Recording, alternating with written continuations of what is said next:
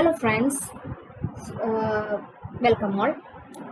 This is a new platform to help you to prepare for your NEET PG, okay, to help you to guide you in your NEET PG preparation.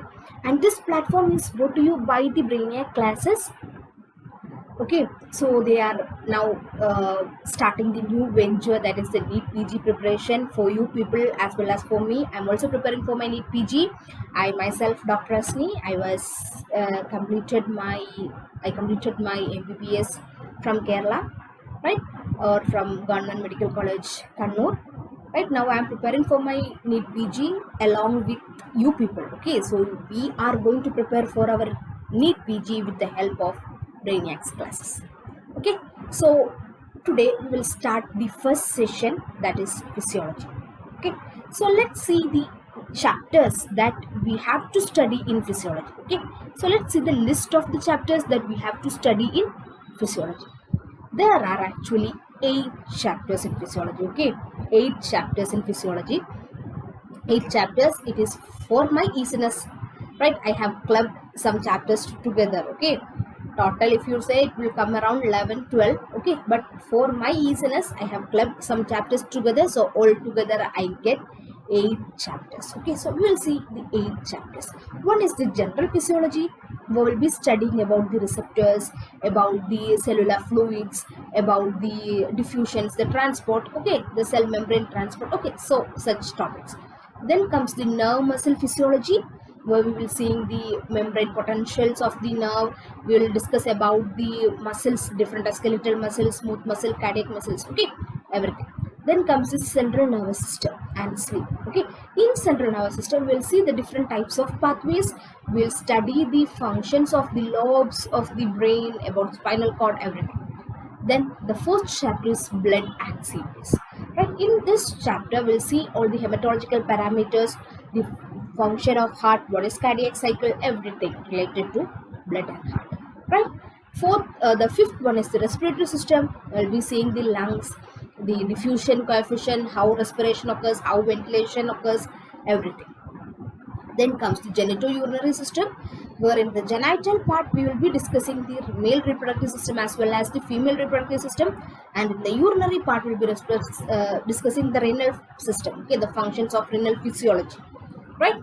Then the seventh topic is GI system, that's a gastrointestinal system. We will be seeing the physiology of digestion, absorption, the disorders associated with that.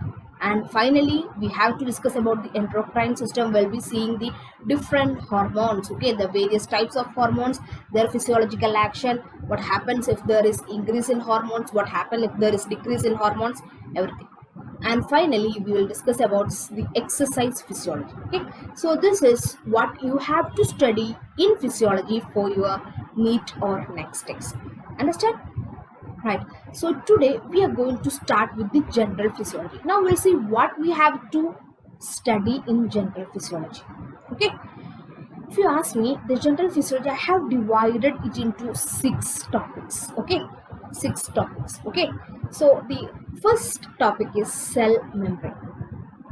For me it is comparatively easy because it is something which I have studied during my +1 +2 classes, so it was somewhat easy for me. That is why I denote it as E. Then comes the cellular messengers and receptors. Okay, here we have to study the different types of receptors that are present in the cell.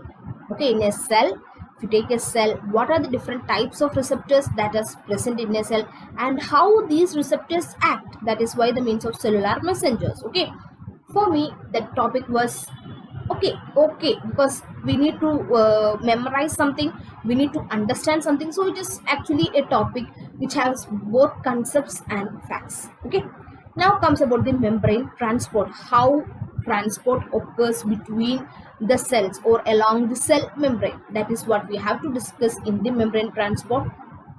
Then fourth topic is cell organelles and cell junctions. Cell organelles, we are not going to discuss all the organelles. Okay, we will be discussing only some of the organelles which is at most important to us. Okay, and the cell junctions. Okay, and fifth one we'll be discussing the membrane potential. Okay, actually this topic should comes under the nerve and muscle physiology, but here I'll be giving you an outline about the membrane potential, right? And the sixth one is cellular fluids, where you have to understand a bit about the equilibrium, what happens when there is hypertonicity, what happens when there is hypotonicity, right? So it is comes under, it is little bit difficult for me because it needs some patience to understand the concept. Okay, once you get the concept, then the topic become very easy, right? So we are getting into the discussion. Okay, let's go. Ready? 1 2 3 start. Okay, so first topic is cell membrane. Can you see what I have drawn here? I have drawn a cell membrane here, right? What is this cell membrane? What's the structure? This is the fluid mosaic model. Okay, it is the fluid mosaic model. Okay, fluid mosaic model of the cell membrane. Okay, this is the fluid mosaic model of the cell membrane, which was proposed by Singer and Nicholson. Okay, Singer and Nicholson proposed this fluid mosaic model. What does this fluid mosaic model means? It means that there is a lipid bilayer. Okay, can you see there is a lipid bilayer? Okay, lipid bilayer, and in the lipid bilayer we can see embedded proteins. Okay, we can see embedded proteins. Okay, this is the fluid mosaic model proposed by Singer and Nicholson. That is what you can see here, right? So if you take this cell membrane, what is the composition of cell membrane, or what are the substance that is present in this cell membrane, right? So now I am going to discuss about the composition of cell membrane. What is the composition of cell membrane? How many proteins are there, how many lipids are there, how many carbohydrates are there? Okay, so which is the most abundant substance in the cell membrane?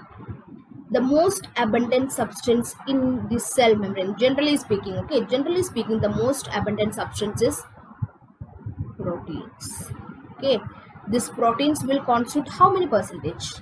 It will constitute 55%. Okay, so the 55% of the cell membrane is composed of protein, right? Then next component, it is the fat, the lipid bilayer. The term itself is lipid bilayer, right? The second component is the fat, which constitute around 40%, right? And the third or the least component is the carbohydrate, which comes around 5%. Okay, which comes around 5%. Okay, so this is the composition of a cell membrane. I told you it has protein 55%, fat 40%, and carbohydrate 5%, right? Now I am starting with the one that is in least. Okay, that is the carbohydrate. I am starting with the one that is present in least, that is carbohydrate. What is the use of carbohydrate in a, or what's the role of carbohydrate in a cell membrane? These carbohydrates are responsible for providing asymmetry to the cell membrane. Okay, asymmetry to the cell membrane. Okay, so which is the element which gives asymmetry to the cell membrane? It is the carbohydrate. Okay, so carbohydrate will give asymmetry to the cell membrane.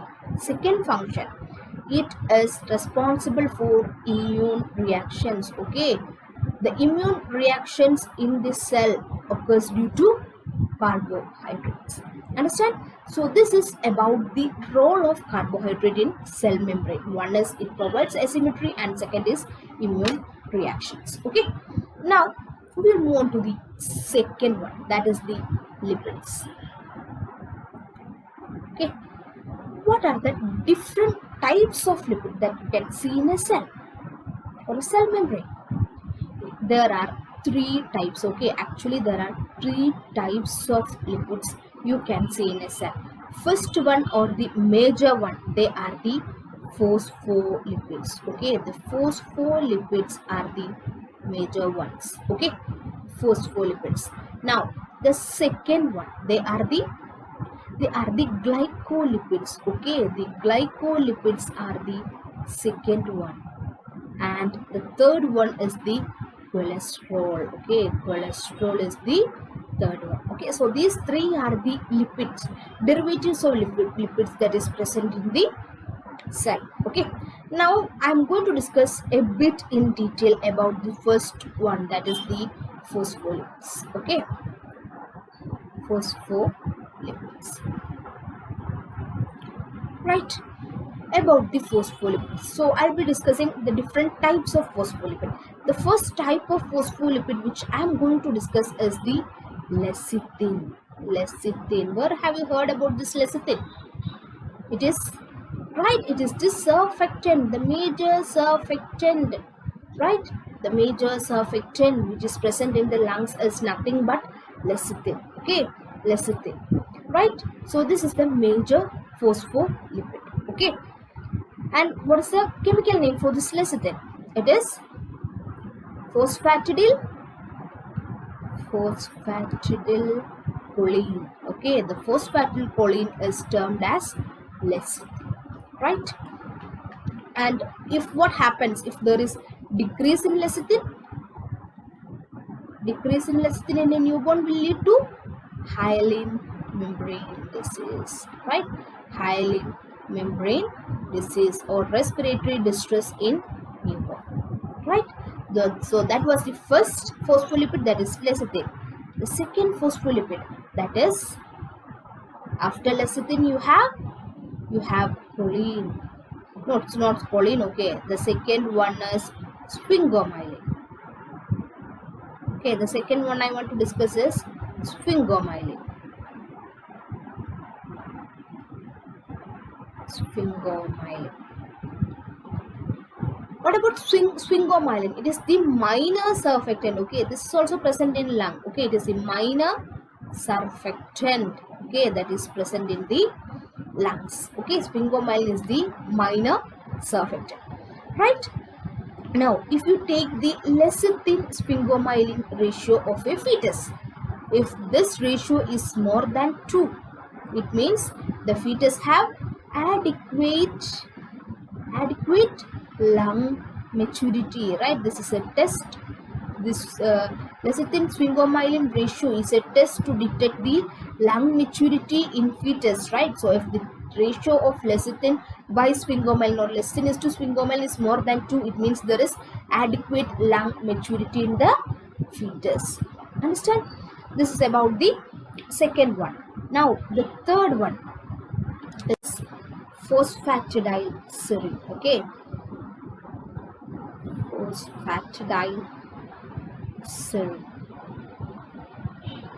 What's the importance of this phospholipid? This is usually present in the inner membrane, okay, or the inner side of the cell membrane. Okay, inner side of cell membrane.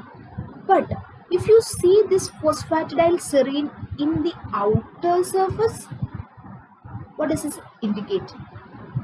If this phosphatidylserine is present in the outer surface, this indicates apoptosis. What does this mean? That means if this phosphatidylserine is present in the outer surface, something else will come to form a complex. What is that? It is the annexin 5, right? Annexin 5 and the phosphatidylserine will together form a complex. Okay, together form a complex, and this complex will start the apoptosis cascade, right? So this, if the phosphatidylserine is expressed out of the cell membrane or the outer surface of the cell membrane, it indicates apoptosis. Okay, so this is the fourth phospholipid. Now moving on to the fifth phospholipid that you all are familiar, that is IP3, inositol triphosphate. Okay, inositol triphosphate. This is a second messenger, or it act as a second messenger.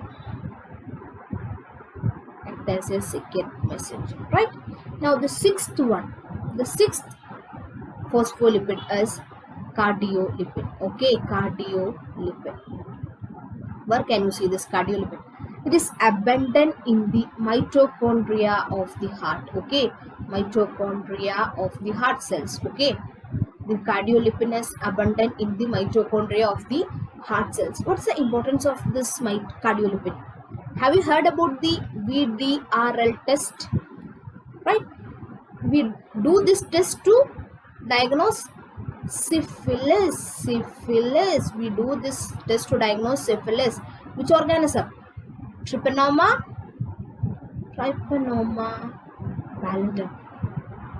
It is Trypanoma pallidum.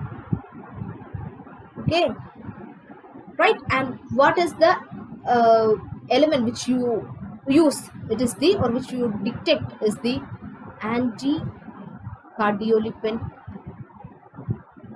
antibody. Okay, anti-cardiolipin antibody is detected in VDRL test. Okay, so these are the phospholipids. Okay, so 6 phospholipids we have learned. Now we are moving on to the second category, that is the glycolipids. Okay, glycolipids. Okay, right. You need to know about 2 glycolipids. One is gangliosides. Okay, gangliosides. Second is cerebrosides. Okay, cerebrosides. Okay, gangliosides, where you can see ganglioside, it is seen in the brain and the GI tract. Okay, GIT. Cerebroside is usually seen in the brain. I'll tell you an clinically important question here, that is about the GM1 ganglioside. GM1 ganglioside, this act as a receptor. Okay, it acts as a receptor for the entry of cholera toxin. Okay, cholera toxin. Okay, this GM1 ganglioside is present in the GI epithelium, and this GM1 ganglioside will act as a receptor for the entry of cholera toxin. Okay, this is about the glycolipids, right? Now the third thing, that is the cholesterol. Okay, cholesterol. What's the importance of this cholesterol? This cholesterol, it is the substance which maintain the membrane fluidity. Okay, it is the substance which maintain the membrane fluidity, or we can say it is the fluidity buffer. Okay, fluidity buffer in cell membrane. Okay, the cholesterol that is present in the cell membrane is the fluidity buffer. Can you tell me any other lipid which increases the membrane fluidity? Have you heard about PUFA? What is this? Polyunsaturated fatty acid. Okay, they will increase the membrane fluidity. Okay, membrane fluidity, they will increase the membrane fluidity, whereas the saturated fatty acid and trans fat, okay, they will decrease the membrane fluidity. Okay, they will decrease the membrane fluidity. Okay, right. So this is about the lipids. Now coming to the third ingredient, they are the proteins. Okay, they are the proteins. Okay, so similar to lipids, the proteins are classified into 3 groups. Okay, or 3 types. Now what are the 3 types of protein? The first one is the integral protein. Okay, integral protein, that means these are the proteins which are fully embedded in the lipid bilayer. Okay, it has another name, they are trans protein. Okay, the whole protein is embedded in the whole length of the, or the protein will transverse the whole length of the lipid bilayer. Such proteins are called as integral protein or trans protein. Second one is the peripheral protein. Okay, they will be present in the periphery. Okay, either in the inner side or the outer side. Okay, they can be present in the inner side or the outer side. These are called as peripheral protein. And the third one is the lipid anchored protein. Okay, lipid anchored protein. So these are the three types of protein. Right now, first, okay. So the integral protein. Example of integral protein. One is the hormone receptors. Okay, the hormone receptors that is present in the cell membrane. They are integral proteins. Can you tell me one of the hormone receptors? Our G protein coupled receptor. Second one, the pump that is present in the membranes. Okay, the sodium, potassium, ATPase pump. That is an example of integral protein. Third one, the channels that is present in the cell membrane. One example is cystic fibrosis transmembrane receptor. This is a chloride channel, right? Cystic fibrosis transmembrane receptor, right? If the mutation of this CFTR gene will lead to a condition called as cystic fibrosis. Okay, cystic fibrosis. Understand? So these are the examples of integral proteins, right? Now coming to the second type, that is the peripheral protein. Okay, peripheral proteins, right? So this peripheral proteins, it will changes. Okay, it will change from cell type to cell type, right? So one example I can give you is seen in RBC. Okay, this type of protein is seen in RBC, and the example is spectrin. Okay, spectrin. Okay, the spectrin is present in which cell membrane? In the RBC cell membrane, right? And the mutation of the spectrin will lead to a condition called as hereditary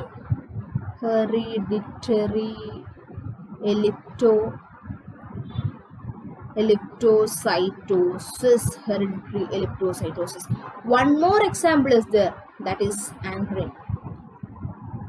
Angrin mutation will lead to hereditary spherocytosis. Okay, elliptocytosis means what? The RBC become, what is the normal shape of RBC? It is biconcave shape.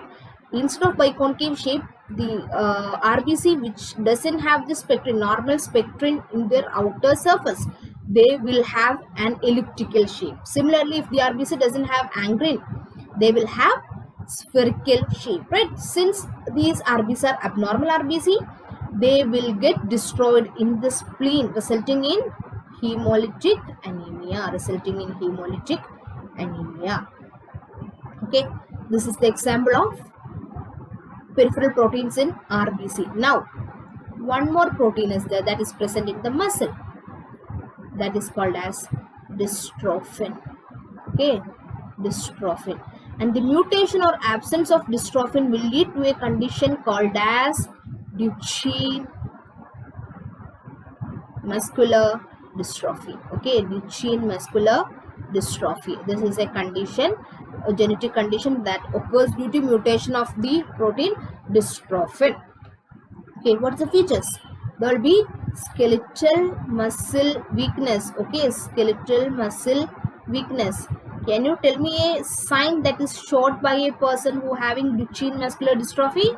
That is called as Gower's sign. Gower's sign. What is meant by Gower's sign? The person has to climb on himself to stand up, right? The person has to climb on himself. He will hold on his legs, then his thighs, then his right. Similarly, like he's holding on himself to stand up. That's called as Gower's sign, right? And what happens to these persons? They will subsequently will lead to diaphragmatic paralysis. Okay, the diaphragm get paralyzed. Okay, diaphragmatic paralysis will lead to respiratory arrest and death. Okay, right? This is the second type of or a type of peripheral protein that is present in the muscle, that is dystrophin. Right, now coming to the third category, that is the lipid anchored protein. Okay, the lipid anchored proteins that is present in the cell membrane. Okay, one such type of protein is the IP3 phosphatidyl inositol or inositol triphosphate, right? If you take an RBC, if this is an RBC, they have two lipid anchored protein. One is CD55, the other is CD59. What happens? if this CD55 and CD59 is mutated or it is abnormal. If this CD55 and CD59 is abnormal, there will be the RBC will be abnormal, right? And they get destroyed, resulting in hemoglobinuria, and that condition is called as paroxysmal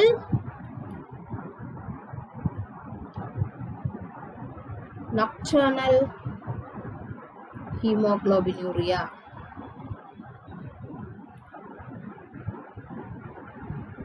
Right, but the mutation of the CD59 and CD55. Okay, these are the example of lipid anchored protein, right? So this is about the proteins.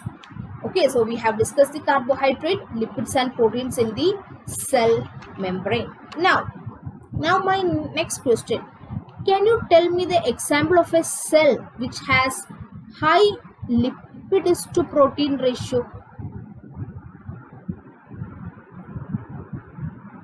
That means increased amount of lipid and decreased amount of protein. One such type of cell example is Schwann cell, right? The Schwann cells have high lipid content because they will secrete something called as myelin, right? So the Schwann cell, and along with that the oligodendrocytes, okay, oligodendrocytes, okay, they have around 70% lipids, okay, 70% lipids, okay.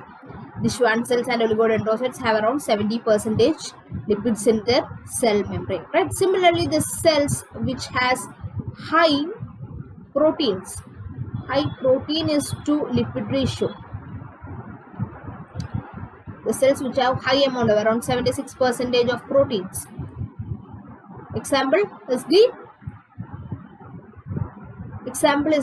mitochondrial, okay, the mitochondrial cell, okay, the mitochondria or the inner mitochondrial membrane, they have high amount of protein. The inner mitochondrial membrane have high amount of protein. One more cell, the presynaptic membrane, okay, the presynaptic membrane, they have high amount of proteins, okay, they have high amount, around 76% of the cell membrane is protein, okay, right? So this is about the cell membrane, okay, cell membrane. Now we are moving on to the next topic, that is the cellular organelles, okay, organelles. Now I'll discuss about endoplasmic reticulum, then we'll discuss about the Golgi body, then we'll discuss about the lysosomes, we'll discuss about the peroxisomes, then we will discuss about the cytoskeletal elements.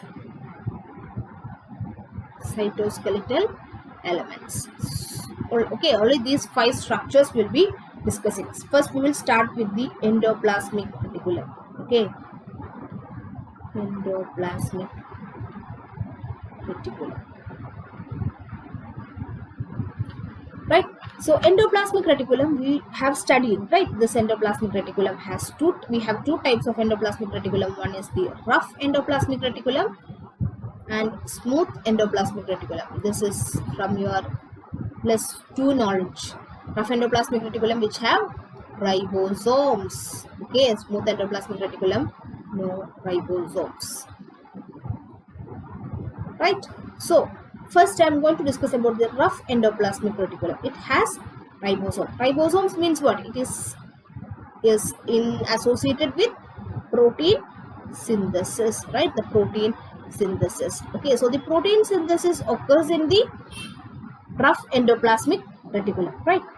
After protein synthesis, which is the second step, the protein get folded with the help of chaperones, okay, chaperones. The protein get folded with the help of chaperones. What happened to the misfolded protein? If the folding is abnormal or any abnormality occurs, the protein is defective, the misfolded protein will combine with the ubiquitin, right? Ubiquitin, and is taken to, and they are taken to the proteosomes, okay, proteosomes. and they are destroyed. Okay, this is what is naturally happening, right? So this something, okay, this is not what is naturally happening. The endoplasmic reticulum will help in this transfer, okay, the help in the transfer of this misfolded protein to the proteosomes, and that is called as the endoplasmic reticulum assisted destruction, right? So this endoplasmic reticulum will help in the destruction of this misfolded protein, and that is called as endoplasmic reticulum assisted destruction. What happens if this endoplasmic reticulum assisted destruction is abnormal? Okay, is abnormal. What happens if this IRAD becomes abnormal? There will be accumulation, okay, accumulation of misfolded protein. Can you tell me a disease where there is accumulation of misfolded protein? Prion disease, right? Where this IRAD is abnormal, right? Accumulation of misfolded protein occurs. One example of prion disease is, it is Roots-Jacobs, I think. Roots-Jacob disease, right? Roots-Jacob disease. Then second one, where there is accumulation of some misfolded protein, Alzheimer's disease, okay? Alzheimer's disease, which is the misfolded protein or abnormal protein that get accumulated. It is the A-beta amyloid get accumulated, right? So this is the clinical significance of the endoplasmic reticulum, rough endoplasmic reticulum, or the IRAD. This is very important, endoplasmic reticulum assisted destruction. Okay, now coming to the smooth endoplasmic reticulum.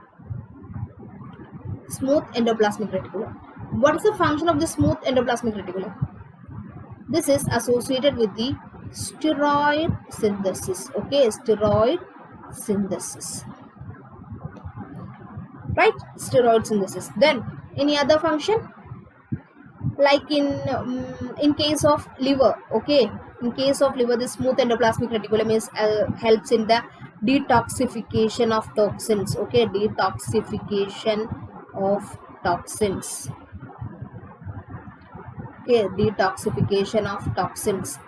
And you know why? Because they have the cytochrome 450 in abundance, okay. This smooth endoplasmic reticulum of the liver have cytochrome 450, which helps in the detoxification of toxins. Then in case of muscles, okay, the muscles, they have their smooth endoplasmic reticulum is called as the sarcoplasmic reticulum. Sarcoplasmic reticulum, they helps in calcium storage, okay, they helps in calcium storage, okay. So this is about the smooth endoplasmic reticulum. Now we are moving on to the third one. Rough endoplasmic reticulum, smooth endoplasmic reticulum finished. Third one is Golgi apparatus, right? This Golgi apparatus is the organ which helps in the post-translational modification.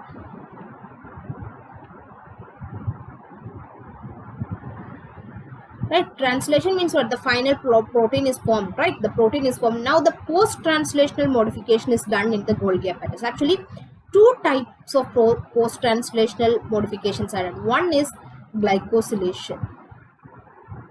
Glycosylation means what? Adding of a glucose or a carbohydrate molecule to the protein, and that will give stability to the protein.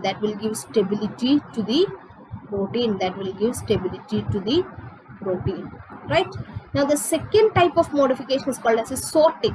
What is meant by sorting? You got a protein. What the Golgi will do? They will add a tag, and that tag is the mannose-6-phosphate tag, okay, right? The mannose-6-phosphate tag is added to the proteins, and the proteins which get this mannose-6 tag, phosphate tag, is taken to the lysosomes, okay, they are taken to the lysosomes. What happened if this mannose-6-phosphate tagging is absent? this mannose 6 phosphate tagging is absent, these proteins, okay, these proteins will not reach the lysosomes, okay. The absence of tagging, okay, mannose 6 phosphate tagging, these proteins will not reach the lysosomes, right? The lysosomes are responsible for killing the bacteria, okay. If this proteins doesn't reach the lysosomes, the killing of the bacteria doesn't occur, and that disease is called as the eye cell disease, okay. It will lead to eye cell disease. Absence of mannose 6 phosphate tagging will lead to eye cell disease, okay. Now, since we have discussed about lysosomes, now we will see what are these lysosomes. These lysosomes are the organelles which will helps in destroying the bacteria, unwanted cells, etc. Now, what's the mechanism? What's the mechanism that happened in the lysosomes? How they can kill these bacteria or these unwanted cells? Because in this cell surface they have the H plus ATPase channel, okay, or the this channel is there, H plus ATPase channel. Now, with the help of this H plus ATPase channel, the lysosome will store the H plus ions, okay, H plus ions inside the lysosomes, okay. This H plus ions means what? It will reduce the pH, right? It will reduce the pH, okay, right? And this acidicity will kill the organism. Understand? This acidicity will kill the organism. Now, what happens? Since the lysosomes are also cell organelles which is made up of protein, so is this acid, is this low pH, this very low pH can destroy the lysosome? Yes, it can destroy the lysosome itself, and that self destruction is called as autophagy, self destruction. And you know what is the importance of this autophagy? This is a survival mechanism in case of starvation. I'll explain what happens. If this is a cell, during the time of starvation, there is no resources for the cell to survive. So what the cell will do? The mitochondria in the cell is transferred to the lysosome. This is mitochondria. In the cell is transferred to the lysosome, right? Inside the lysosome, the mitochondria get destroyed. And what will be released? Protein will be released, okay. This protein is broken down and taken up for metabolism and release of energy. Thus the organism survives. Understand? That is called as autophagy. The cell will give its own mitochondria to the lysosome. The lysosome will destroy the mitochondria, releases, I told you, where is the abundant protein concentration? It is in the inner mitochondrial membrane, right? So the cell will take up that will release that proteins and will take up that protein for metabolism and release of energy for the survival during starvation, okay. So this is about lysosomes.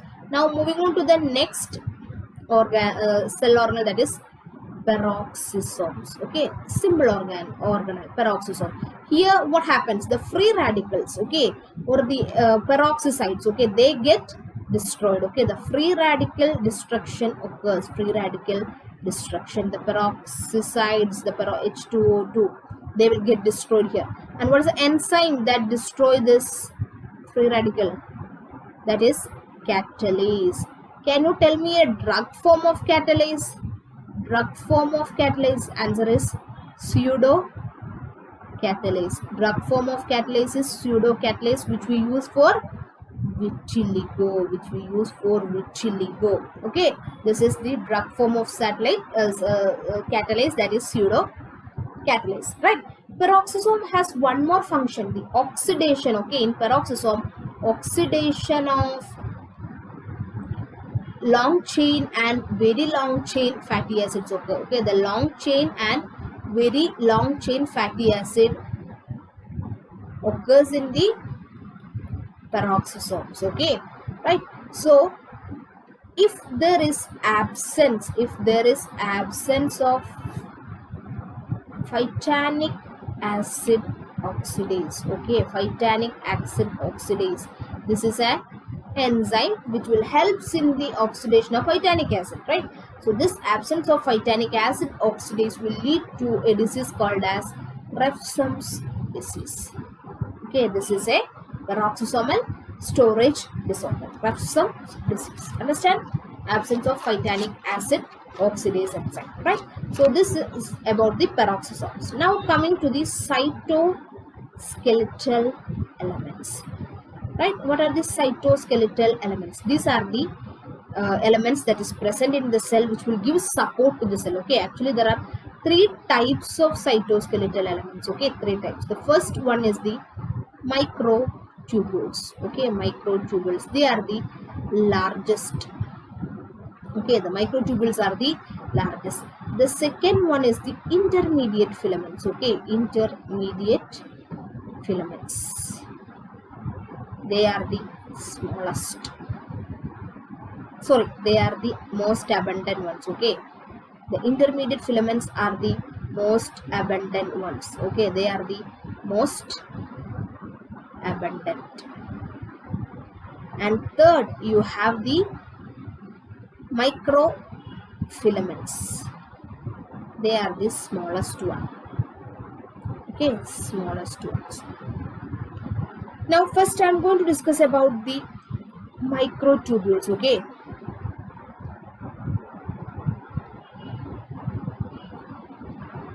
can you tell me the first microtubule or example of microtubule? Kinesin. Okay, one is kinesin.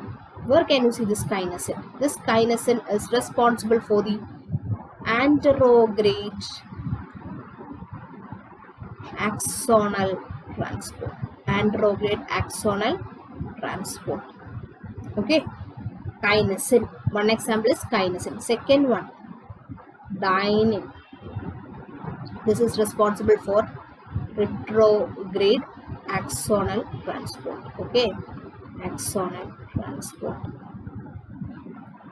Then any other?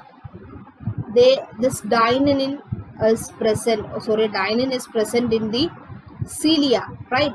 Or the synchronized movement of cilia. Okay, dynein helps in the cilia movement, the synchronized movement of the cilia, right? So that synchronized movement of the cilia in the respiratory tract will helps to clear the secretions out from the nasopharynx via the nose. Okay, so this helps in cilia movement. Then dynein is seen in sperm, the sperm motility. Then third one, dynein, where you can see in the fallopian tube motility. Okay, fallopian tube, the dynein is responsible for fallopian tube motility, for the transfer of ovum, right? Okay, so what are the functions of dynein? One is retrograde axonal transport. Second one is the synchronized cilia movements in the respiratory tract, sperm motility, fallopian tube motility, right? Now what happens if there is this dynein is absent? Can you tell me a disease where this dynein is absent? One genetic condition where the dynein is absent. That is cartaginous syndrome. Okay, here the dynein component is absent. Now can you tell me clinical features of cartaginous syndrome? The secretions of respiratory tract is not removed. It will lead to sinusitis, and if it get collection, the secretions will get collected, will lead to bronchiectasis. Then the ciliary movement is needed for the protection of internal organs during the development phase. So since dynein is absent, there is no internal rotation. It will lead to situs inversus. Then sperm motility is not there. Asthenospermia.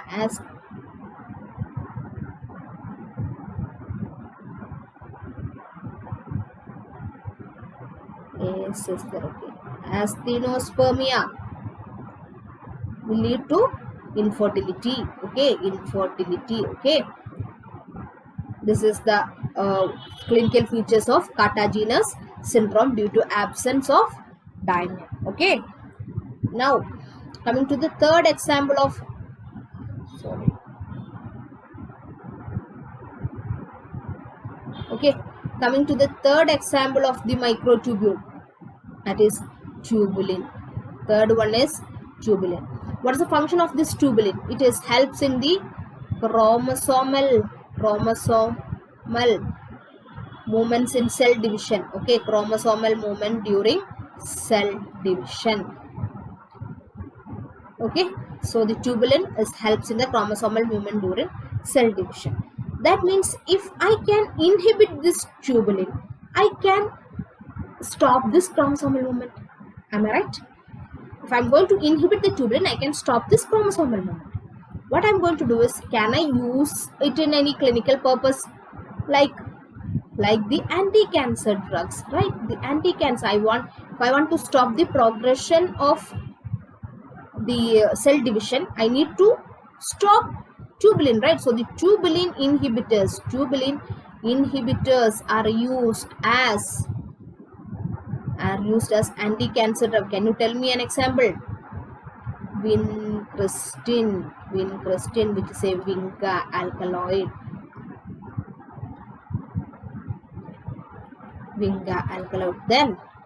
Then you have paclitaxel.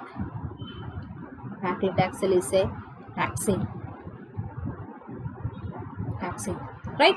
So these are the anti-cancer drugs, which are what? Which are tubulin inhibitors, right? So they will stop the chromosomal movement, thus they will stop the cell division. Okay, one more tubulin inhibitor is there, that is colchicine.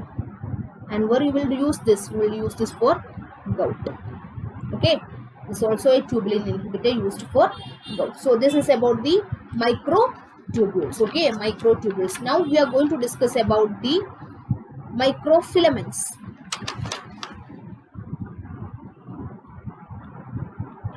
What are microfilaments then? Microfilaments, I told you, they are the small ones, right? The small ones. And here I know two of them. One is actin and second is myosin. Where can you see here? This is seen in the muscles, actin and myosin, right? The sliding filament theory helps in the muscle contraction. Okay, so actin and myosin plays a role in muscle contraction. Now, this how the microfilaments helps in the movements. The microfilaments helps in the movement by polymerization of actin. Okay, the polymerization of actin will lead to a poly-A tail. Can you see an organism with a poly-A tail? Yes, that is Listeria monocytogene. Okay, it has a poly-A tail and it shows what type of motility? It shows tumbling motility. Okay, tumbling movement. Okay, due to this poly-A tail. Okay, this is about the microfilament. This is the intermediate filaments. Okay, intermediate filaments. Okay, the intermediate filaments, I told you, this is the most abundant ones, and these are cell specific. Okay, so we can use them as tumor markers. Okay, as tumor markers, right? So example, first one is keratin. Okay, where can you see is keratin? Keratin is seen in the epithelial cells. Okay, it is seen in the epithelial cells. Okay, so the tumor marker is cytokeratin. Okay, and in which type of tumors you can see cytokeratin? Cytokeratin is seen in the carcinomas. Okay, carcinoma, right? Second one is the desmin. Okay, desmin is seen in the muscle cells. Okay, so can you tell me a specific tumor where you can see the desmin? The answer is rhabdomyosarcoma. Okay, the rhabdomyosarcoma, the desmin is the specific tumor marker. Then third one you have the Y-membrane. Okay, the Y-membrane, this is seen in actually the connective tissue, the fibroblast. Okay, fibroblast or the connective tissue. Okay, so you can, the mesenchymal tumors. Okay, the tumors which arise from the mesenchymal cells. Okay, mesenchymal cells. Mesenchymal tumors will have vimentin as their tumor marker. Then fourth one is lamin. Okay, this is seen inside the nucleus. Okay, seen inside the nucleus, right? So the mutation of lamin, okay, the mutation of this my intermediate filament lamin will lead to something called as progeria, that is immature graying. Okay, and this condition is seen in which disease? In a genetic disease that is called as Werner syndrome. Okay, progeria, Werner syndrome, right? Now the fifth one, the glial fibrillary acidic protein. Okay, acidic protein is the glial fibrillary acidic protein. Okay, this is seen in which tumors? In the astrocytomas and gliomas. Okay, this glial fibrillary acidic protein is seen in astrocytomas and gliomas. So these are the intermediate filaments, and I told you they are cell specific and they can be used as tumor markers, right? Now if you take the marker, the cellular markers, that means the markers that is specific for each organelle. If you take the nucleus, which is a cellular marker, can you guess? That is RNA polymerase. Okay, RNA polymerase. Then if you take like the cell membrane,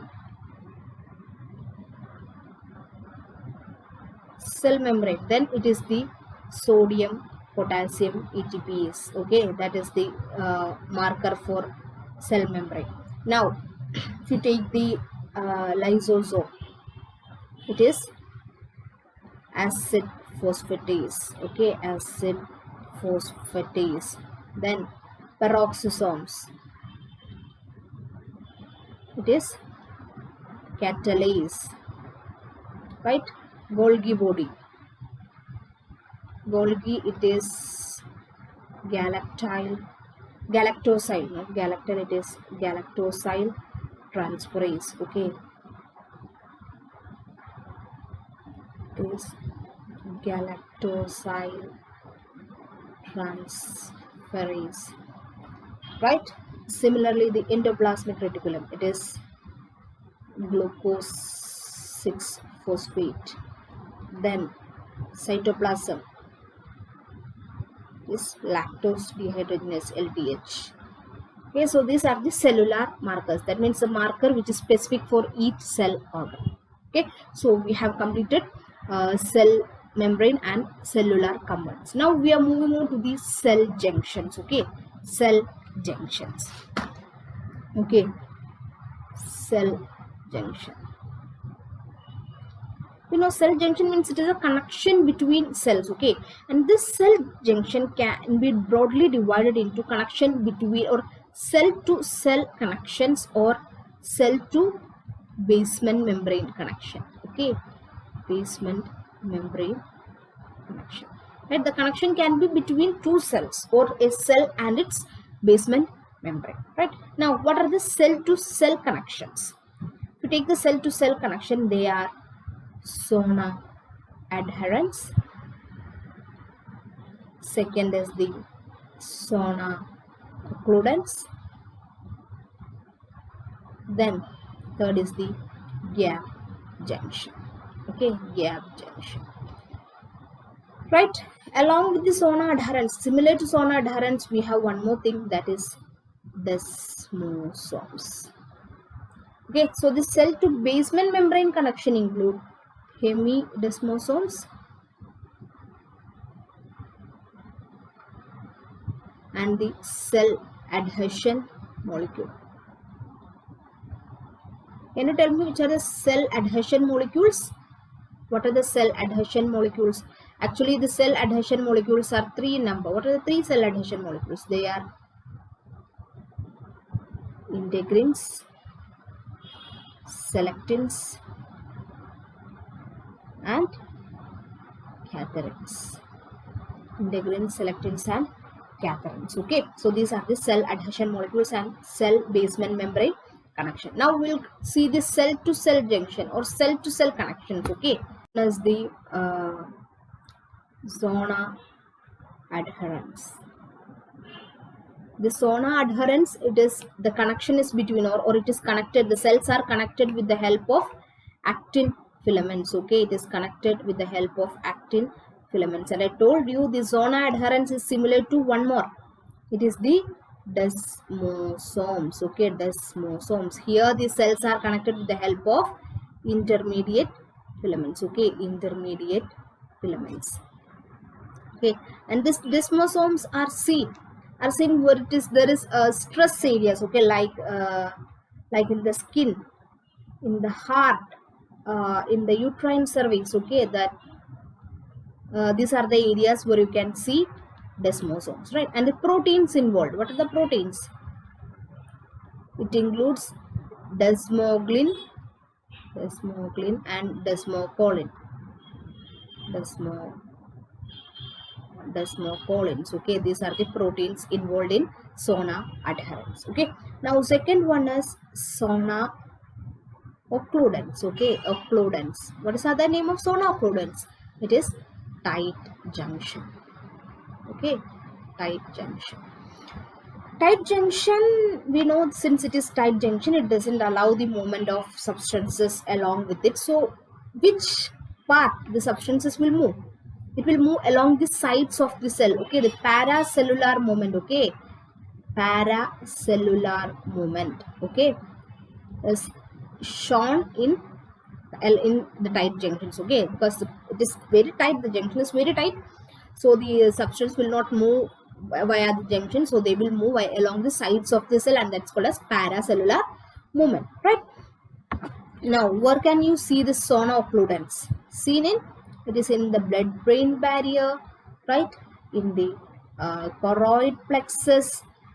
Okay, then in the heart, in the intestine. Okay, where you can see this zona occludens. And what are the proteins seen in zona occludens? It is the occludins and cladins. Okay, occludins and cladins. Okay, the third one is the gap junctions. Okay, gap junction. Okay, so here the movement of substance is freely possible between two cells. Okay, and this is made up of what? What is the protein that is made up of that makes the gap junction? And that protein is called as connexon. Okay, this is a protein which has 6 subunits. Okay, and the name of that subunits are connexins. Okay, connexins. Okay, so this is about the cell junctions. I'll show you here. Can you see here? This is the gap junction. Okay, this is the tight junction. Sorry, this is the gap junction. Okay, where the movement is possible between cell to cell. This is the adherence. This is attached to actin. Okay, here desmosomes, it is attached to intermediate filaments, and this is a tight junction. I told you here the movement is not possible from cell to cell, so the cell will move. The movement will be along the sides of the cell. That's called as paracellular movement. Okay, so this is about the cell junctions. Okay, proteins. Okay, transport proteins that is present in the membrane. Okay, transport proteins in the membrane. So what are the types of transport proteins that is present in the membranes? There are 4 types. Okay, actually 4 types of transport proteins. First one, it is the pores. Okay, first one is the pores. Second one is the channels. Okay, third one is the carriers. Okay, third one is the carriers, and fourth one is the pump. Okay, so there are 4 types of transport proteins. One is pores, second is channels, third one carriers, and fourth one pump. First we will discuss about the pores. Okay, so the pores, they are actually always open. Okay, always open. Okay, can you tell me an example? One is aquaporin, okay, aquaporin, okay, which carries water, right? So these pores are mainly for the transport of water. Second one, the channels, okay. Channels, they are not always open, they opens intermittently, okay, they all open intermittently, and they will carry out which type of transport? They will carry out diffusion. The channels will carry out diffusions, right? If you take the different, there are varieties of channels, okay. So now I'm going to discuss about the types of channels, okay, types of channels. First one is the leaky channels, okay, leaky channels. Can you say a leaky channel? The sodium leaky channel, right? Sodium leaky channel, which is present in the every cell, right? Where the sodium will move from the outer, so the extracellular space to the inside the cell, okay, because of this concentration gradient, that is called as leaky channels. Second one is the voltage gated channels, okay, voltage gated channels. That means whenever there is a particular voltage, that when the membrane potential becomes a particular potential voltage, these channels will open, right? Like the sodium channels in the neurons, right? The depolarization, the sodium channels in the neurons, okay, that is the voltage gated channels. Next you have the ligand gated channels, okay, ligand gated channels. These are channels when the opens when the corresponding ligands comes, okay. Example is the GABA A receptors, okay. This GABA A receptors are ligand gated channels. Then nicotinic acetylcholine receptors, okay, they are also ligand gated channels. Then this is the third type. Fourth type is the cyclic nucleotide gated channels, okay. That is when the corresponding cyclic nucleotide comes, like the GMP, cyclic AMP, they comes, the channel opens. Such types of channels are called as cyclic nucleotide channel. Example is G protein coupled receptor, which is cyclic nucleotide here. It is the GMP, right? So the GTP will be released, okay. The GTP will be hydrolyzed and released energy, okay, and this will get opened, okay. So that is cyclic nucleotide gated channels, right? Now fifth one is the time gated channels, okay. Time gated channels. What do you mean by time gated channels? These are the channel will open according to the time. There are slow channels, fast channels, right? Example is the slow calcium channels in the heart. Similarly, the potassium channels in the neurons, they are slow channels, okay. Sixth is chemical sensitive channel, okay, chemical sensitive channel or the chemical gated channels, okay. That is like the oxygen sensitive channel, okay. They are the baroreceptors, okay, baroreceptors in the carotid body. They are when there is hypoxia, they will get stimulated. That is oxygen sensitive. ATP sensitive. ATP sensitive potassium channels in the beta cells of pancreas, okay. Potassium channels in beta cells of pancreas. You know, when in the beta cells of pancreas, how insulin is secreted. We know that when the glucose is present in the blood, this glucose will undergo glycolysis. ATP is produced, right? This ATP will sensitize the potassium channels, right? Which opens the potassium channel, the potassium will enters into the cell, okay.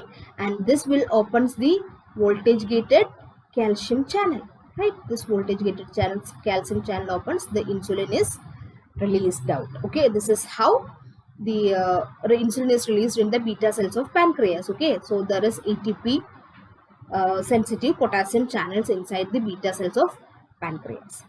Understand, right? This is about the channels. Now on the third one you have what? You have carriers. Okay, next is the carriers. Okay, carriers, they doesn't usually opens. Okay, they doesn't usually opens, but they carry the molecules. Okay, they which are the type of transport that occurs with the help of carriers? The facilitated diffusion. Okay, facilitated diffusion and secondary active transport. Okay, secondary active transport. Okay, they occurs with the help of carriers. Okay, can you tell me a channel which will helps in facilitated diffusion?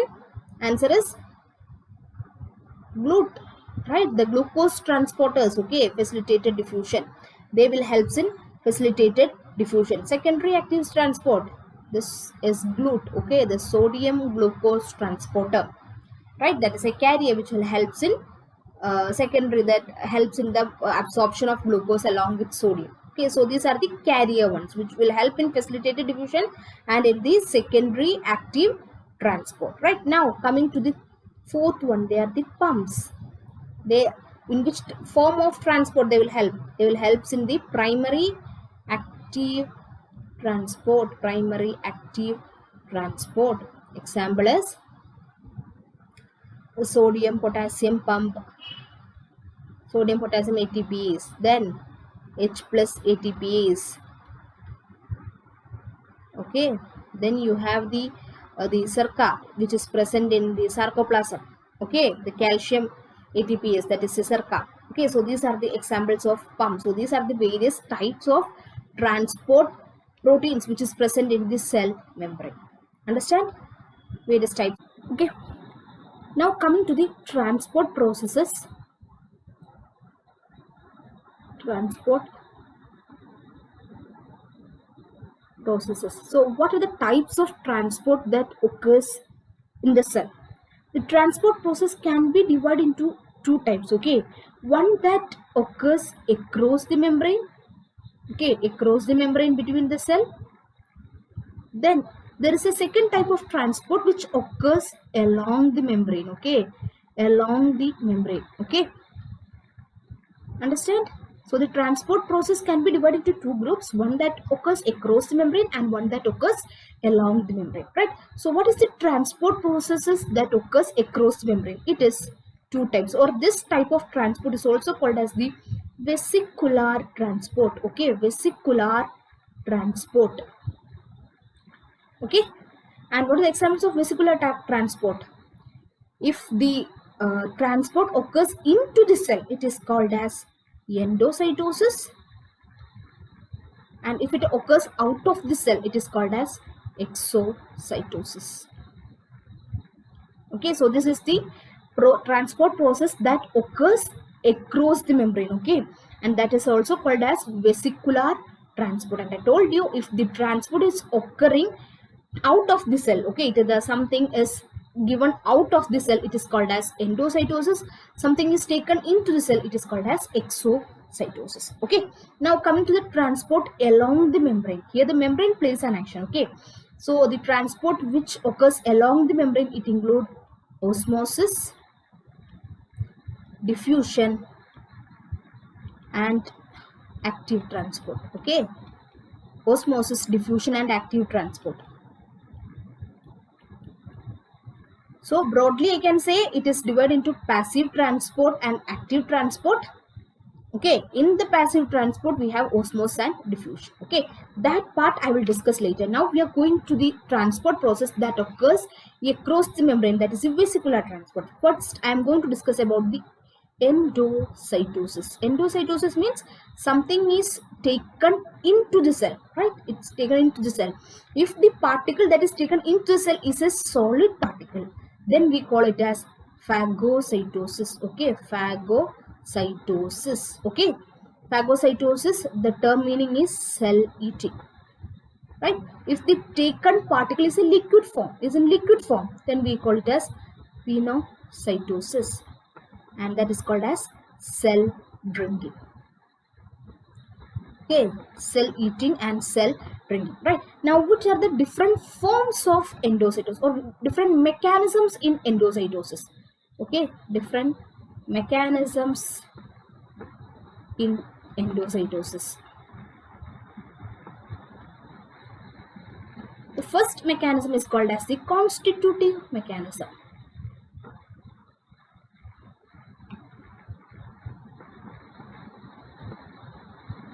Constitutive mechanism, that means there is no regulation or anything. It is whatever the substance that is comes is just thrown out, like the vitamin, okay, like the vitamin entry into the cell, okay.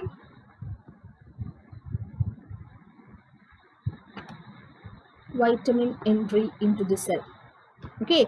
Whatever the substance that is comes is taken into the cell. Example is vitamin entry into cell. Second is the Clathrin method, okay. Clathrin, so not Clathrin, Clathrin method, okay. Clathrin mechanism, okay. Clathrin mediated. Here in the cell, okay, in the cell inside you will have a pit, okay. In that pit there is a clathrin receptor, okay, clathrin receptor, and that clathrin receptor will act as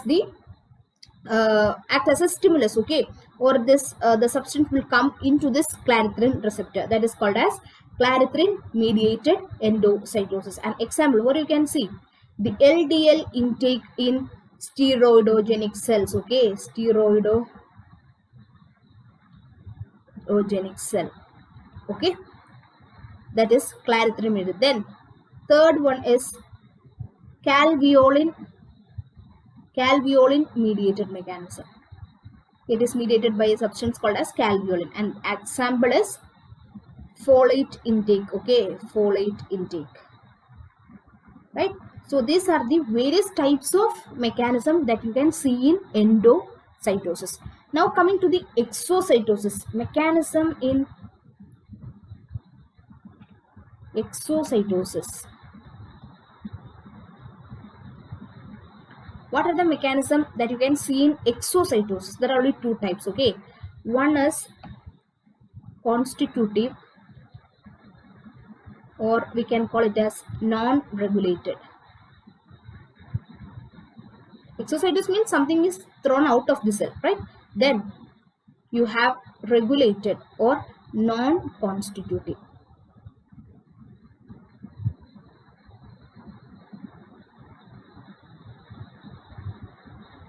Regulated, non-regulated means there is no process, no regulation, no storage, right? Whatever is produced is released out, like the mucus secretion. Then you have the immunoglobulin secretion by plasma cells.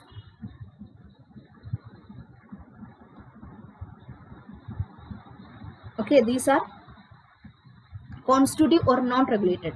Regulated means there is storage, there is regulation, like the hormone secretion or the neurotransmitter secretion.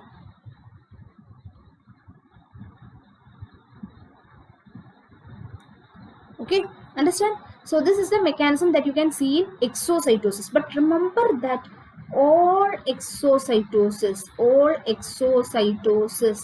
require what? Require calcium. That we know, right? We know the calcium influx occurs, then only the vesicles are released. Okay, right? So all exocytosis require calcium except two are there. One is the parathyroid hormone. Okay, the parathyroid hormone release requires no calcium. Second, it is the renin released by the extraglomerular apparatus in the kidney.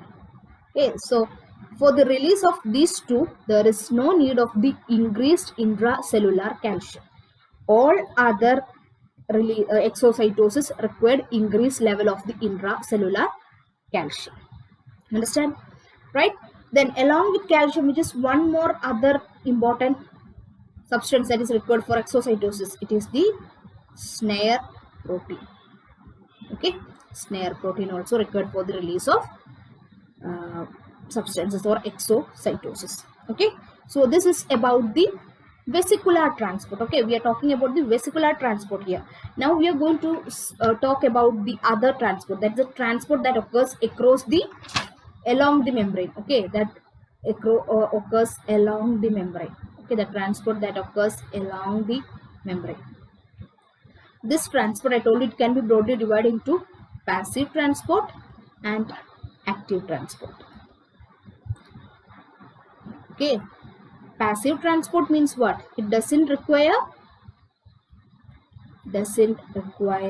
ATP. Okay, no need of ATP. Whereas in active transport, we know it requires ATP. Then it occurs along the concentration gradient. Okay, along the concentration gradient. Okay, whereas the active transport, it occurs against the concentration gradient. Okay, against the concentration gradient. Right. Now, what are the types of passive transport? You know, one is osmosis. Then you have diffusion. Diffusion is again divided into simple diffusion and facilitated diffusion.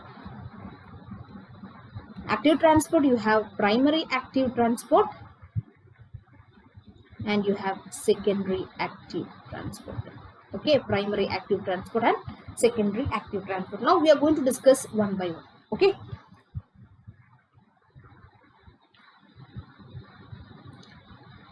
So first we are going to discuss about the osmosis.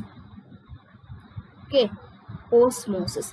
What is this equation? This is the equation for serum osmolarity. Osmosis means it is the movement of water. Osmosis means movement of water along a semi-permeable membrane, that is the plasma membrane, right?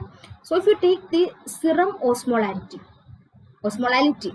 this is the equation. I'm going to simplify this equation and I can write it as 2 into sodium plus 0.05 glucose plus 0.36 bar. Okay, so this is also the equation for osmolarity of plasma osmolarity or serum osmolarity. Okay, now I told you osmosis is the movement of water. We know which is the normal plasma osmolarity. It is 250 milliosmol. Okay, and there are two values or two terms by which you can denote the osmolarity. Okay, that is, one is osmolarity and second is osmolality. Osmolarity means what? It is the amount or mass of solute. Okay, mass of solute in solvent. Okay, where this solvent is in liters. Okay, mass of solute per solvent in liters. Whereas osmolality, it is the mass of solute per kilogram of water.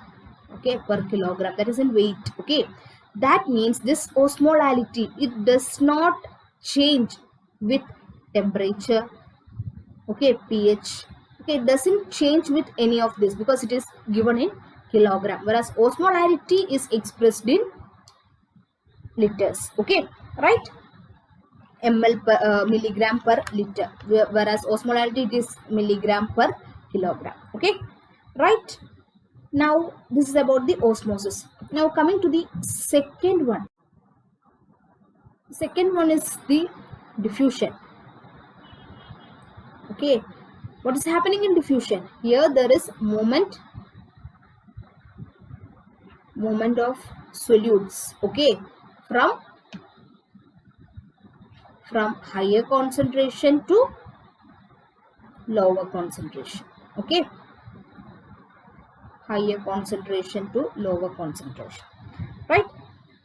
Now what an example is this respiratory membrane, right? Respiratory membrane, you know, respiratory membrane. What is happening in respiratory membrane? If this is the alveoli, this is the capillary. What is present inside the alveoli? You have high concentration of oxygen.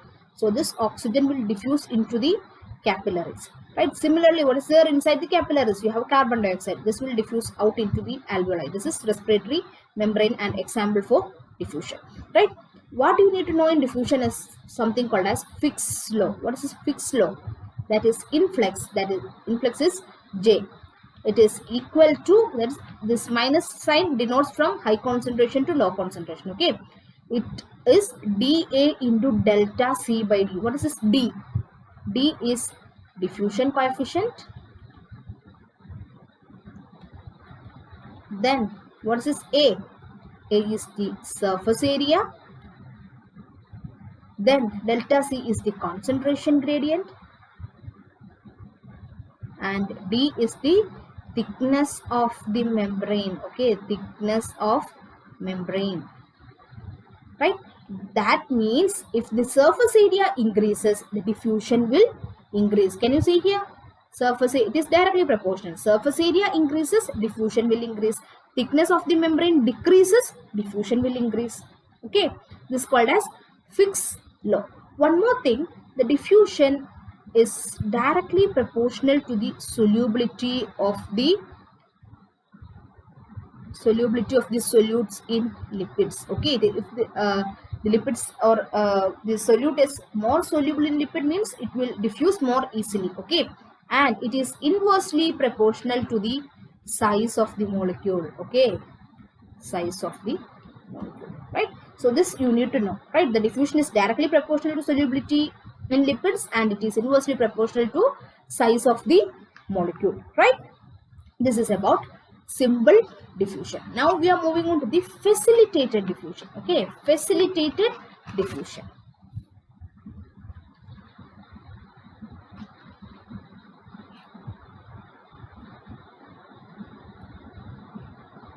Facilitated diffusion. Okay, so in facilitated diffusion, we know it is mediated with the help of carriers. Okay, carriers, right? So something is helping them. That means what? It is not soluble in, these substances are not soluble in lipids, so they are water soluble substances. Okay, usually water soluble substances. Okay, like, so what is happening? The carriers, one example is the glucose transporters. Okay, facilitated diffusion. Okay, this carrier will take the glucose into the cell. Okay, there are the 5 types of glucose transporter. Now I am going to discuss. Okay, GLUT1, it is present in most of the cell. Okay, present in most of the cells. Then GLUT2, where it is present? It is present in the beta cells of pancreas. Then GLUT3 is mainly seen in the brain. GLUT4 is a insulin dependent, right? Insulin dependent, and it is seen in heart, skeletal muscle, and adipose tissue. Okay, then GLUT5 is the fructose transporter. Okay, so this one example is GLUT, that is in facilitated diffusion, right? Now a special type of diffusion that we are going to study is non-ionic diffusion. What's meant by non-ionic diffusion? This is shown by weak acids and weak base. Okay, weak acids and weak base. Okay, this type of non-ionic diffusion is shown by weak acids and weak base. Example is the ammonia buffer in kidneys. Okay, they show non-ionic diffusion. Then aspirin intake into parietal cells, or salicylate intake into parietal cells, they shows this type of non-ionic diffusion. Okay, so these are the examples of what we are discussing, passive transport. Now coming to the active transport. Okay, active transport. What are the first one? It is the primary active transport. Okay, primary active transport, and we know one major example is sodium potassium pump. Okay, sodium potassium pump. Now I am going to discuss about this sodium potassium pump. It is a heterodimer. Heterodimer means what? It has 2 subunit. Okay, 2 subunit. One is an alpha unit and other is a beta unit. Okay, alpha unit and beta unit. Okay, now I'll just draw. It looks like this. Okay, So it has an alpha unit and beta unit. This is the alpha unit. Okay, the outer surface, okay, that is seen outside the cell membrane, it has potassium binding site. This is the potassium binding site. Then this is the ovabane binding site. Okay, ovabane binding site. Okay, the structure. Okay, then inside that, along the inner surface of the cell membrane, this is the sodium binding site. Then this is a site which binds the ATP, and this is the phosphorylation site. Okay, so this is the structure of the sodium potassium pump, and we know that 3 sodium is given out. Okay, it is given out, and 2 potassium is taken in, and this is called as what? This 3:2 sodium is to potassium ratio, it is called as coupling ratio. This is called as coupling ratio. Understand? Right? Now coming to the functions. What are the functions that is done by this sodium potassium pump, or the actions of the sodium potassium pump? First thing is they act against the dominance equilibrium. Okay, they opposes dominance equilibrium. Okay, they opposes dominance equilibrium. Second thing, they regulates blood volume. Okay, sorry, cell volume. Okay, regulates cell volume. Then they helps in the excitation of cells. Okay, recharge the excitability of cells. Okay, excitability of cells, right, like the neurons. Okay, then they contribute for or helps in maintaining, okay, maintains basal metabolic rate by providing energy. Okay, they maintains basal metabolic rate, and they contribute negative charge to what? Negative charge to cell membrane. Okay, they contribute negative charge to cell membrane. Now what are the activators or stimulators of this sodium potassium pump? Stimulators include aldosterone, then thyroid hormone, insulin, and catecholamines. Okay, these all will stimulate sodium potassium pump. And what are the inhibitors? Inhibitors of sodium potassium pump, it includes digitalis, then diuretics, then dopamine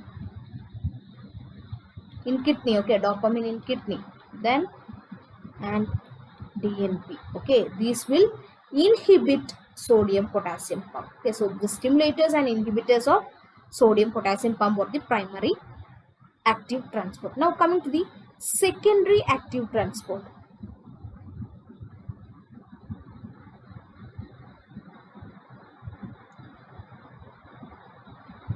Here one ion will move with the help of ATP. Along with that, it will take up another ion, okay, or another molecule. That is called as secondary active transport.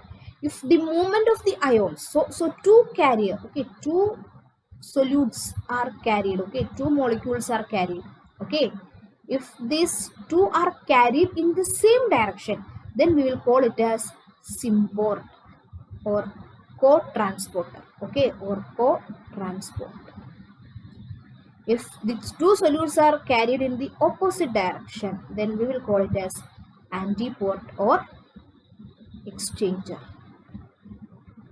Okay, so now we are going to discuss some of the examples of secondary active transport. Okay, the first one which we are going to discuss is the sodium glucose co-transport. Here that means what? Along with sodium, the glucose is also entering. Okay, along with sodium, the glucose is also entering into the cell, right? And where you can see this sodium glucose co-transport. There are two types, SGLT1 and SGLUT2. Okay, this one is seen in intestine. Okay, and SGL2 is seen in kidney. Okay, in SGL2 two molecule of sodium and one molecule of glucose is transported, whereas in SGLUT2 one molecule of sodium and one molecule of glucose is transported. Okay, this is the first one, sodium glucose co-transport. Second one is sodium potassium chloride co-transport, where you can see this is seen in loop of Henle. Okay, this is seen in loop of Henle, right? And the mutation, this is also called as Barton channel. Okay, Barton channel. The mutation of this transporter will lead to a syndrome called as Barter's syndrome. Okay, the drug that will inhibit this channel, which will inhibit this channel is called as, these are the loop diuretics. Okay, loop diuretics will inhibit this channel. Okay, that is the second one. Moving on to the third one. Third one is sodium iodide symbiote. Okay, sodium iodide symbiote, where you can see obviously in the thyroid. Any other? Right, in the hair cells. Okay, hair cells of cochlea. Right, cochlea. Then fourth one is a exchanger. Okay, I'm going to speak about the exchanger. First one, it is chloride bicarbonate exchanger. Okay, you can see it in where? In the RBC. Okay, RBC membrane. Then you have sodium calcium exchanger, where you can see it is seen in heart. Okay, I'll explain one clinical significance of this channel, sodium calcium exchanger. Right, if there is ischemia, okay, if there is ischemia means what? No ATP. Okay, so no primary active transport, right? No primary, so no sodium is entering, so no primary active transport, no functioning of this exchanger. Okay, no functioning of the secondary active transport. Okay, no primary active, no secondary active, no functioning of the channels. Okay, so what happens? There will be accumulation of calcium, right? Accumulation of calcium, and this will lead to what? This will lead to reperfusion or reperfusion injury. Understand? It will lead to reperfusion injury due to the sodium calcium exchanger in the heart at the time of ischemia. Understand? Clinical significance. Okay, the next topic is cellular messengers and receptors. Okay, so before this topic you need to know what are the different types of hormones. Okay, before studying about the receptors you need to know what are the different types of hormones. There are actually 4 types. Okay, one is amino acid derivative. Okay, amino acid derivative, they are actually hormones which are short molecular weight. Okay, derived from amino acid. Right, first amino acid is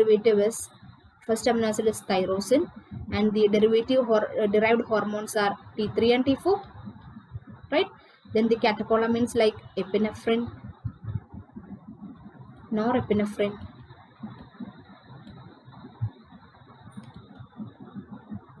then dopamine and melanin.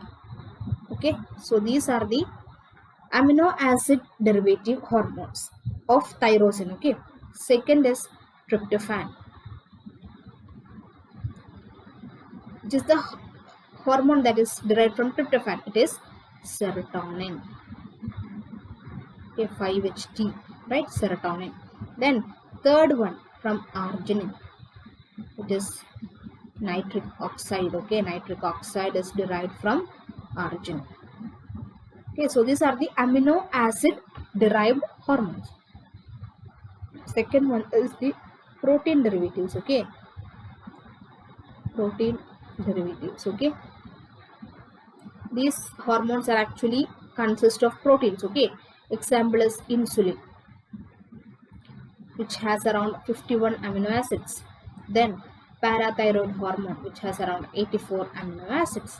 So these are the protein derived hormones, okay. What you need to know is this protein derived hormones, they can't cross the cell membrane, okay. So they will usually have an extracellular receptors, okay. They will have extracellular receptors, okay. The third is the steroid or cholesterol derivatives, okay. Steroid or cholesterol derivative.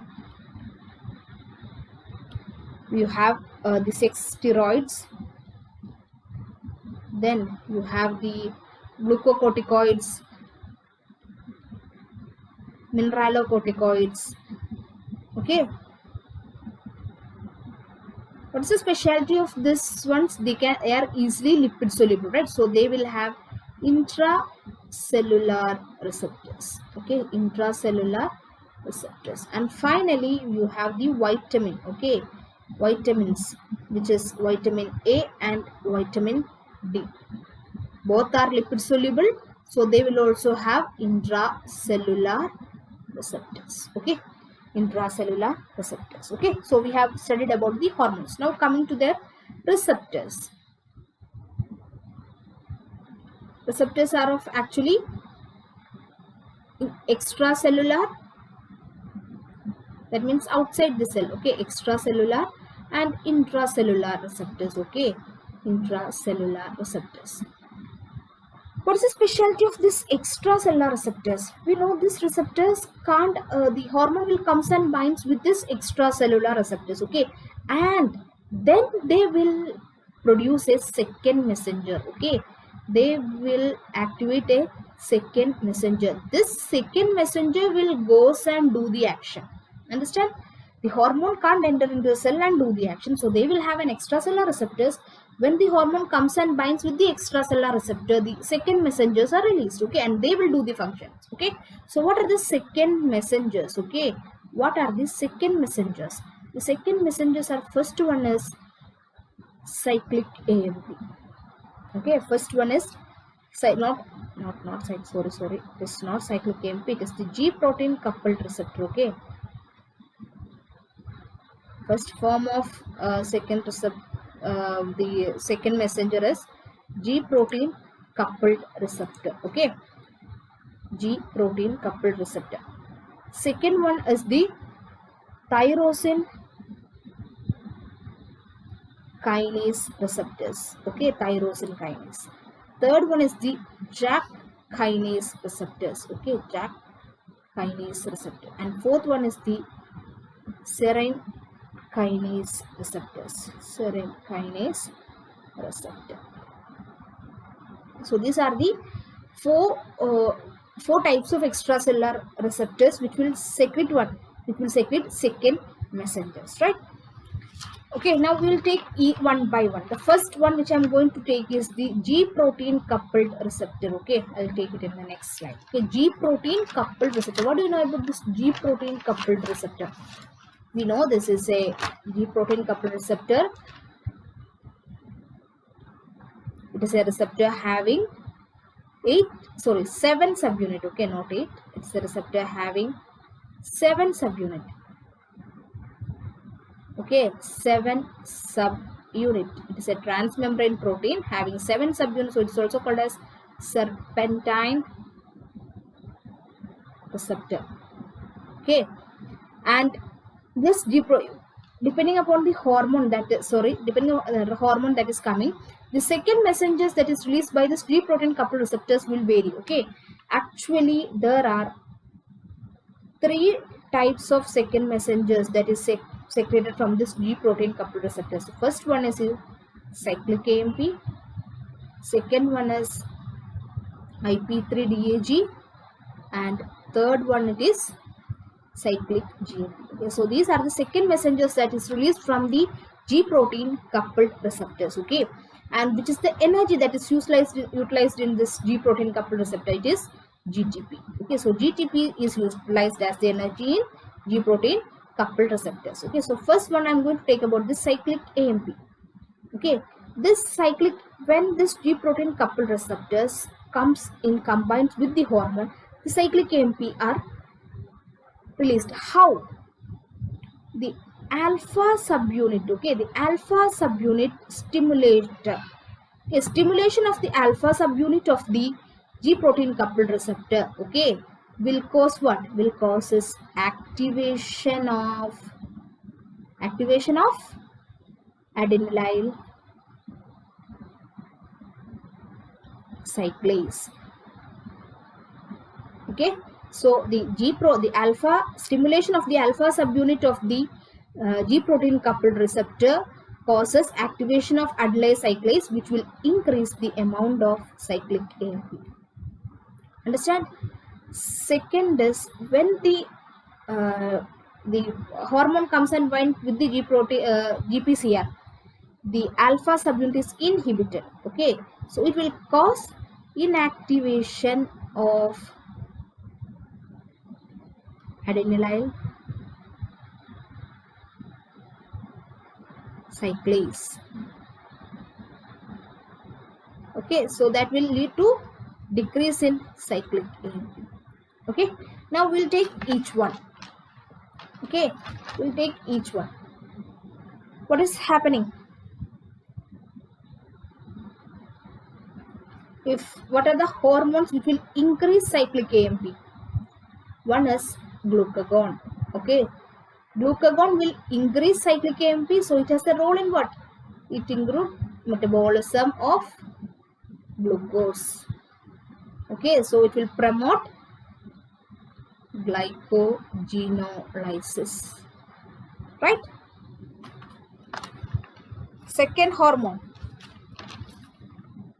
second is vasopressin. Okay, the vasopressin have a V2 receptor, which is a form of G protein coupled receptor in the collecting tubule. Okay, vasopressin in the collecting tubule. Okay, the V2 receptor. Okay, so what happens? This will increase cyclic AMP, so it will increase the expression of aquaporins. Okay, so increase water absorption. Okay, then third hormone is secretin, it's a pancreas. Okay, the secretin that is secreted from the duodenum. Okay, the secretin is secreted from the duodenum, and what does this will do? This will increase the amount of bicarbonate in the pancreatic juice, making the pancreatic juice alkaline. Okay, so these are the hormones which will increase cyclic AMP. The second one is inositol triphosphate, DAG. Okay, and what is their mechanism? They will increase the calcium. Okay, so which are the hormones that will act by increasing the calcium? First one is oxytocin. Okay, oxytocin. During the time of delivery, there will be increase in the calcium level, and thus that will causes uterine contraction. Okay, uterine contraction. Then other hormones, then you have the endothelin. Third one, the angiotensin 2. Then you have the norepinephrine. Okay, they will increase this calcium level and causes what? And causes vasoconstriction. Right? So this is the second messenger, that is IP3DAG. Okay, they will act by increasing the calcium level. And third one, that is the cyclic GMP. Okay, what does this will do? This cyclic GMP, how it acts? When this hormone comes and binds with the G protein coupled receptor, they will causes the activation of phosphodiesterase. Okay, phosphodiesterase,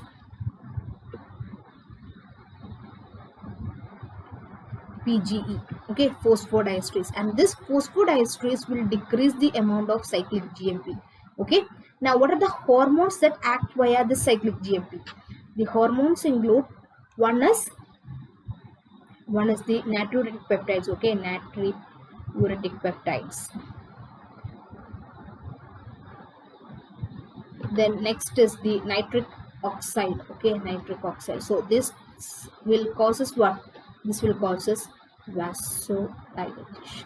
Okay, so this is about the G protein coupled receptor and the mechanism of action of the second messengers. Right, now we are moving on to the second type, that is the tyrosine kinase. Okay, tyrosine kinase receptors. Okay, I told you this tyrosine kinase, it's seen in this type of the mechanism is shown by insulin and growth factors like IGF, EGF. Okay, insulin and this growth factors shows act by the tyrosine kinase receptors. Okay, and they helps in growth and differentiation. Okay, then JAK kinase. Okay, JAK kinase, it's shown by the twin hormones, the prolactin and the growth hormone. Right, one thing you need to know, the erythropoietin. Okay, that act by the JAK2 receptor. Okay, JAK2 receptor. Okay, that is why if there is a mutation or gain of function of this JAK2, okay, gain of function of JAK2 will lead to polycythemia rubra vera. Okay, the excess RBC production, that is gain of function of JAK2. Right, then the third type is serine kinase. Sorry, fourth type. Okay, fourth type is serine kinase. Okay, they act in like the activin,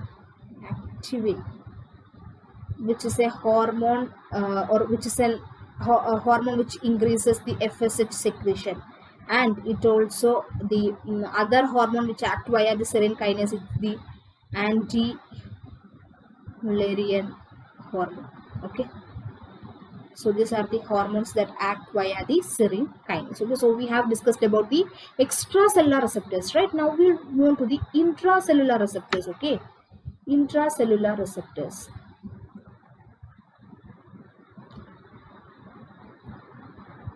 Intracellular receptors are actually two types. Right, one is cytoplasmic receptors, that is the receptors that is present inside the cytoplasm, and nuclear receptors. Okay, cytoplasmic receptors and nuclear receptors. Example of cytoplasmic receptors, the like estrogen, progesterone, glucocorticoid, mineralocorticoid. Okay, so these are cytoplasm. Nuclear receptors include thyroid hormone,